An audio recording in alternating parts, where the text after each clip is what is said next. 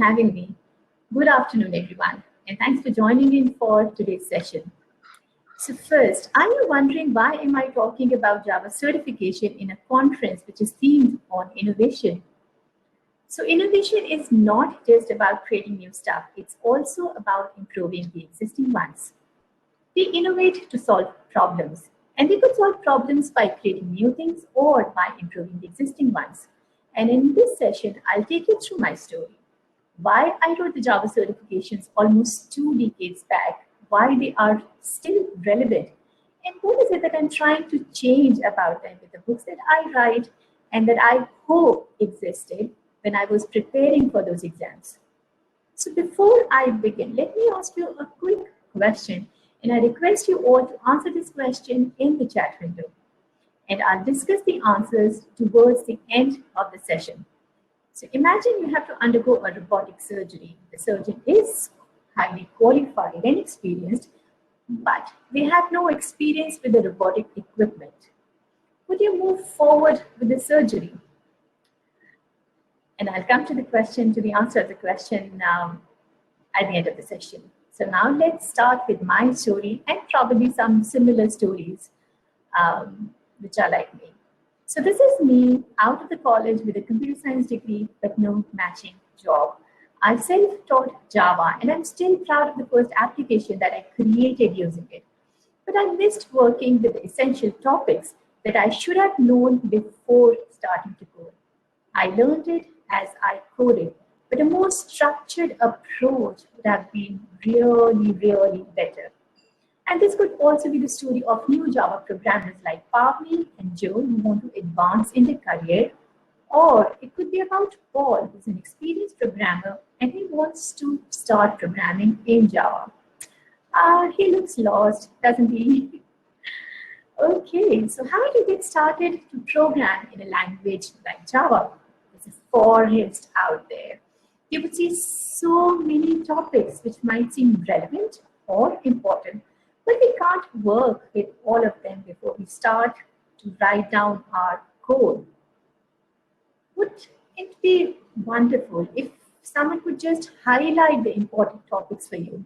Let's say like this, where a person comes in and just circles the one which you should be working on before you actually start coding.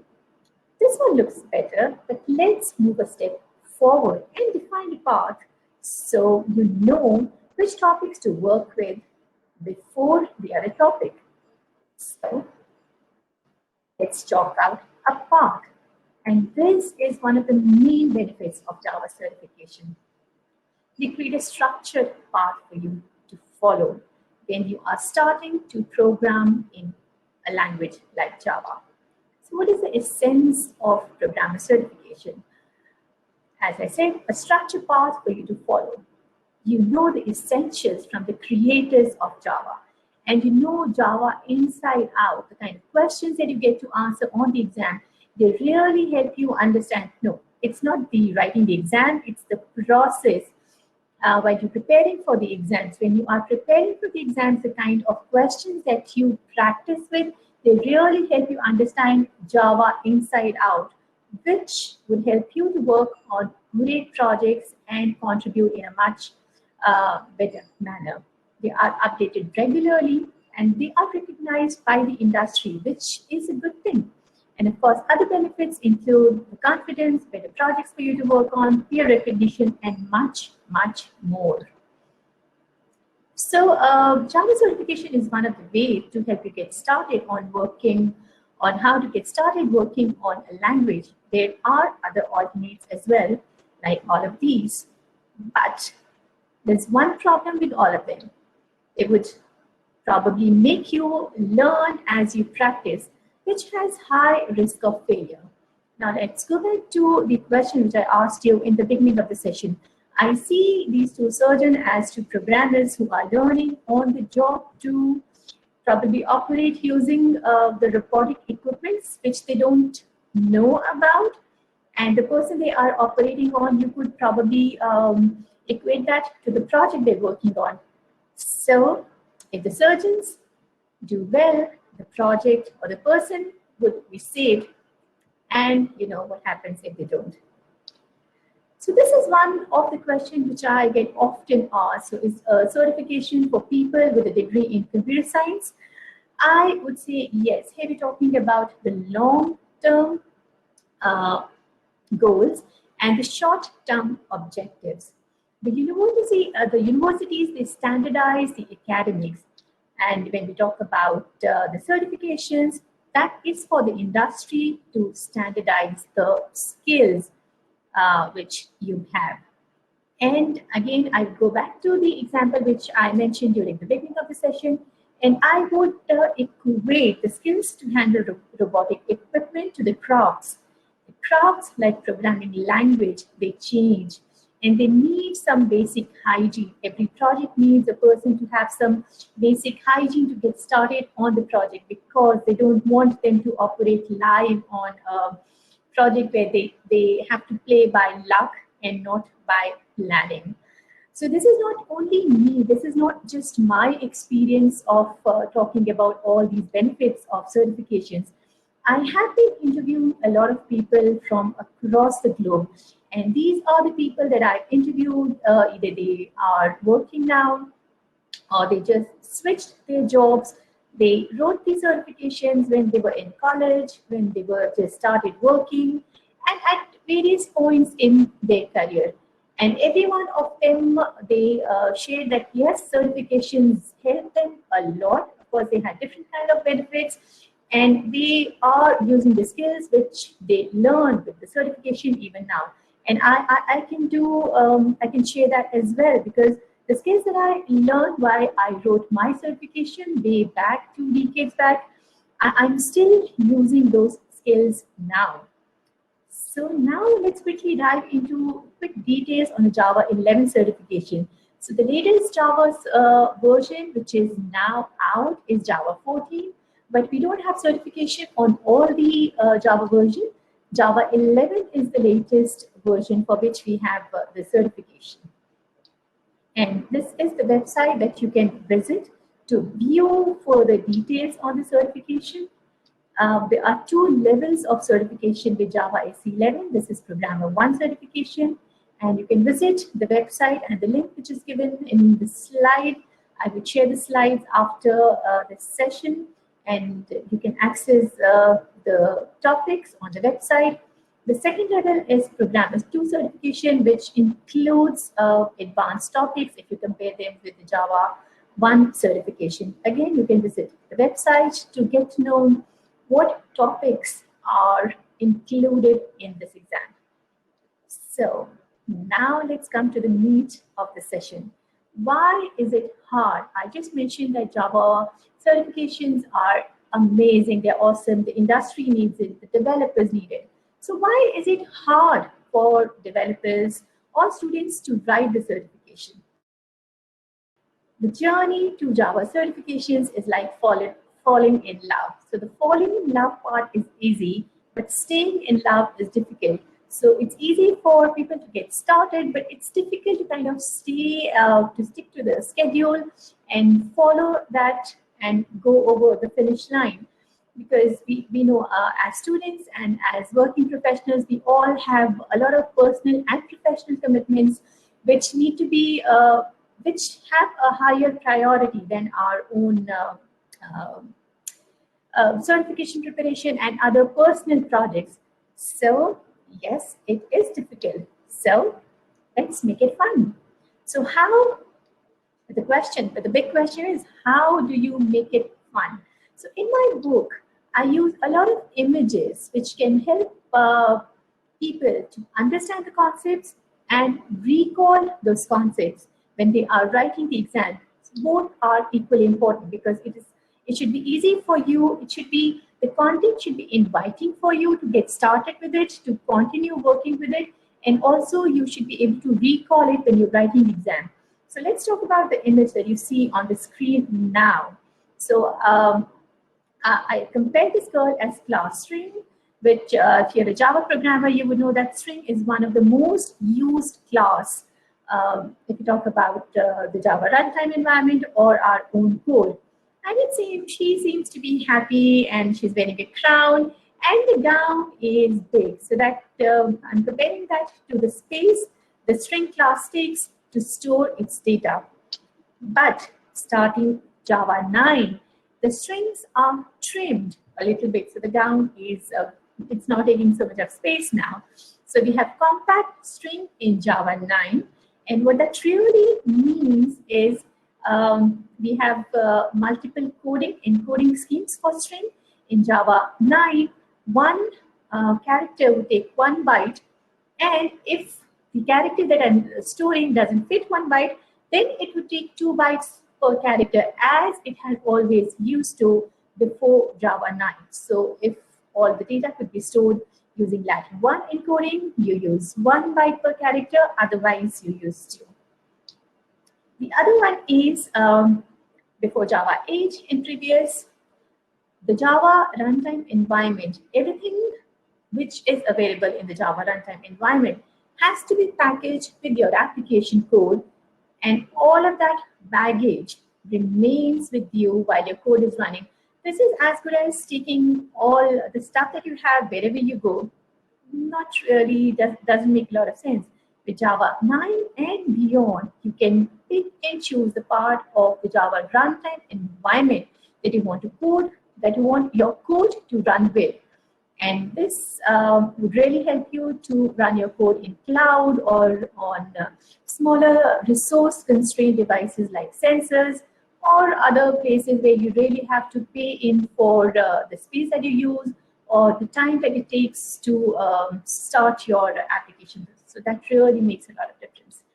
So this image is for the developers who are new to programming. They have a lot of confusion about what are the different access modifiers and how do they impact their accessibility. So that's a sweet little image which I created to help them understand this part and recall it when they're writing the exam. And a lot of people tell me that they still remember this funny image when they are writing their code on their in their offices now, project that they're working on. So another tricky type of question is your postfix and your prefix expressions that you have on the exam or your everyday code. So having an image like this where you tell what's happening with each value at each point really helps. And this is one of my favorite, because I was really confused when I started learning to program in Java, the difference between a reference variable which is only declared and the one which has been assigned a value. And of course, I also talk about using images, some of the behind the scenes stuff that goes with the Java compiler, because a lot of times the Java compilers helps the developers and inserts some code in the bytecode. But of course, the code that you write would depend on what the Java compiler is inserting for you. And string pool is another one concept that it's a bit tricky for new developers to get a hang of. If you are a Salman Khan fan, you would remember this dialogue from the movie Me, I, Me, and Myself. So this is what this keyword looks like to me in Java. Again, an image to show how the control flows when you encounter an exception. Interaction between two programmers on what they think how var could be used. A map similar to Google, where instead of the pinpoints, I'm using stars to define where a particular type could be used, var in this case. This is again one of my favorite, where I talk about conversation between two programmers, which I use to say what is the relationship between the equals and the hashbed methods. Again, one of the most difficult concepts to remember and work with. Another set of images to work with the collection classes. The images really help to understand what's going on with the collection classes and threading as well. So this is related to threading. So this really shows what happens when leave is called, whether the control is gives up or not. Another fun image to get the execution order right. another behind the scenes image, which is shown here. So this is generics, again a bit tricky concept, but gets easy with the usage of the images. Localization and internationalization, important concepts, but difficult to, not really difficult, but programmers I think programmers are really lazy to kind of read about it, but the images really make it a lot of fun. So this is how the locales are defined, and this is how you would use the bundles. And of course, you really need to shake a person at times to ensure that the person is getting all the details right. And when you talk about the vault and the money, people tend to pay more attention. Similarly, when you talk about lions or tigers, people, they really wake up and they listen to what you're talking about. Coffee and diamonds is another topic which really wakes you up. And again, interfaces, a difficult topic, but gets easy with the images. And this is, again, a colorful image to help you understand how multi-dimensional arrays can store different types of objects. And of course, as I mentioned, behind the scenes, what happens, Java compiler could insert a lot of code which you need to be aware of. So another important aspect which I've added to my books is writing your own exam questions. So how you feel when you are asked a set of questions, you would you like to turn the tables around? This is what I do by having a section which says write your own exam questions in my book. So I talk about different types of questions the exam could ask you, and I use the same topic to define different types of questions and share how the exam could ask different types of questions based on the same exam topics. And I really encourage people to write such exam questions. This is another way to help people get motivated and get engaged and interested. So this is probably one or the last. So this is the twist and take exercise which I have in my book. So the book cannot cover all the corner cases which you might see on the exam. So I have a piece of code, and then I have some question, and I modify that code, and I ask people to kind of rethink about the code and then answer it. So another example. So we're coming to the end of the session with just 1 point left, which is the aha moments. So of course, another way to make your exam preparation fun is to share your aha moments with your friends, your family, anyone that you can. And I think we're done with making the exam preparation fun. If you are interested, this is my book, which you can order. And thank you so much for listening to the session. And Pavi, I think I'm good to take up the questions now. Thanks a lot, Mala. It was really great. I think for the first time, I am looking at a technical session as if it's a, I think it cannot be more fun. So I think I'm super excited. Java can even be learned this way. Wow. I think I'm seeing a lot of questions pouring in such a way that people are super excited. So yeah, I think you took it really well. And yeah, we're all super excited to see that. Yes. So, just a few questions, which I think in general, everybody of us, we wanted to know about. So, as a Java, say I'm a full stack developer, and what would be your key advice or a suggestion for us to keep ourselves upgraded and be relevant to the current industry? So, what would be your perspective and advice on that? So, Pavi, you mentioned that you are already a full stack Java developer. So, let me kind of ask another question to you to understand that. Based to the latest versions of Java which are being released. So, is that your question? Yes, yes, yeah. So in general, it's in all everyone's perspective when Java, as you said, 14 is the latest. but then it doesn't have a certification. So is it like every time Right. I keep upgraded myself, or some tips and bits, the similar to your PPT? So I wanted to know something of that sort. So that will really help us. Right. So as I mentioned, the Java certification, the latest version of Java certification that we have for Java is Java 11.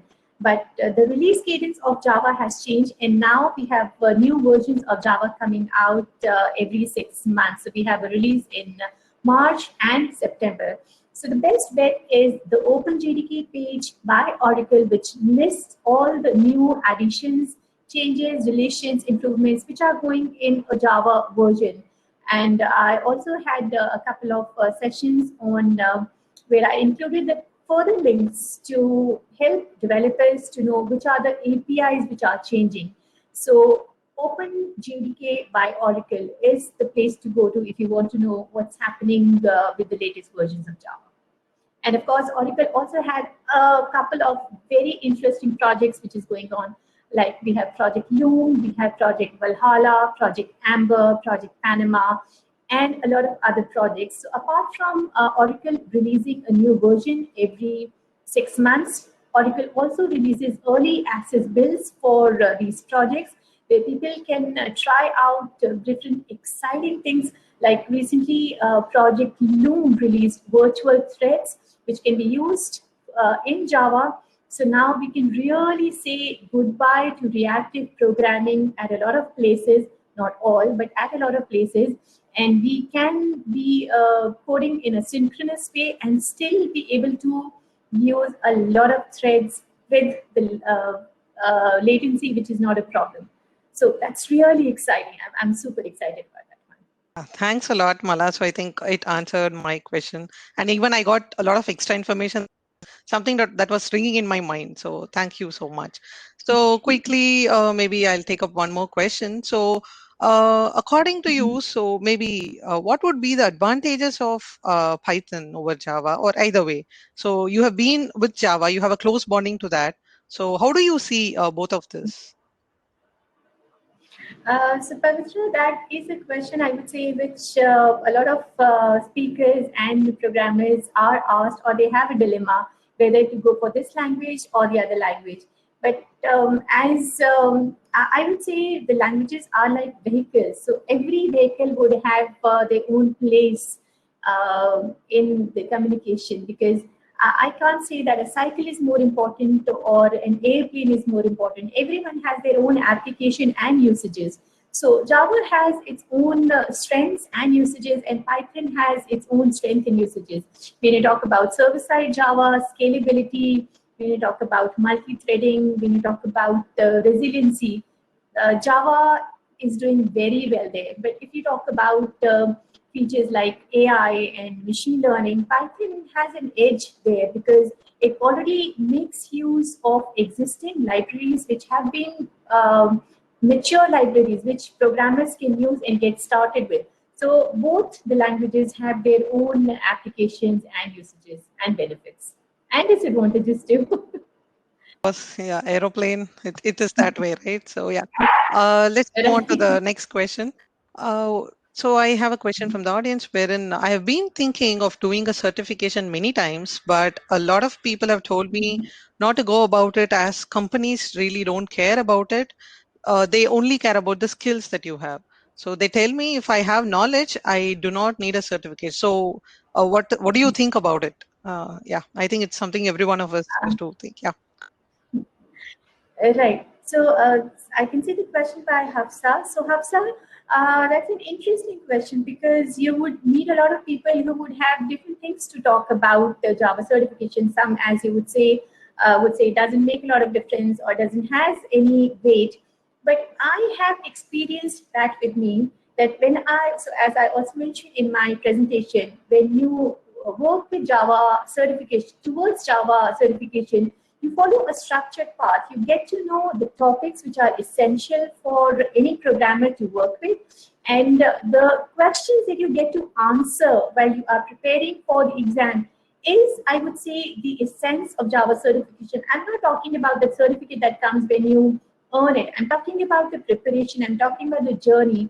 I'm talking about the things that you get to know when you are preparing for the examination. And for me, those have been the most, I would say, valuable part of writing the examination. So I wrote my Sun Certified Web Component Developer certification way back in 2002.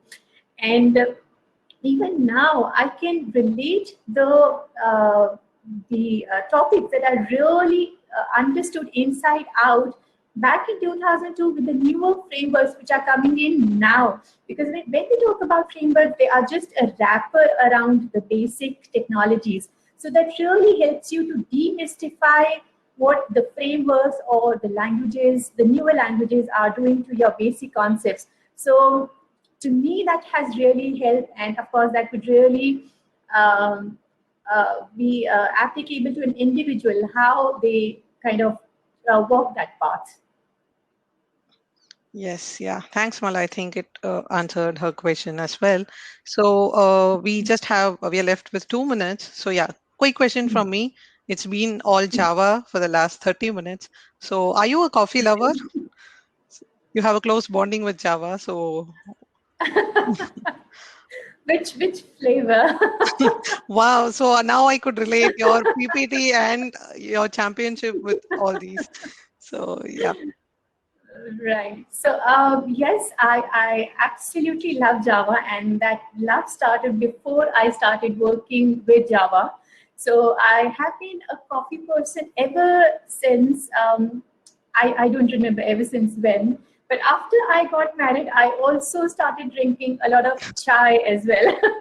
So I would say that would relate to kind of, that would beautifully blend with how, as we developers get to work with different languages as we grow in our career. So it's not just one language, it's multiple languages that we get to work with in our career. So it's chai in the evening, but coffee at night, and vice versa. So Wow. Yeah, thank you so much, Mala. I think we are almost at the end. Thanks a lot for spending your time, and it's really great having you here.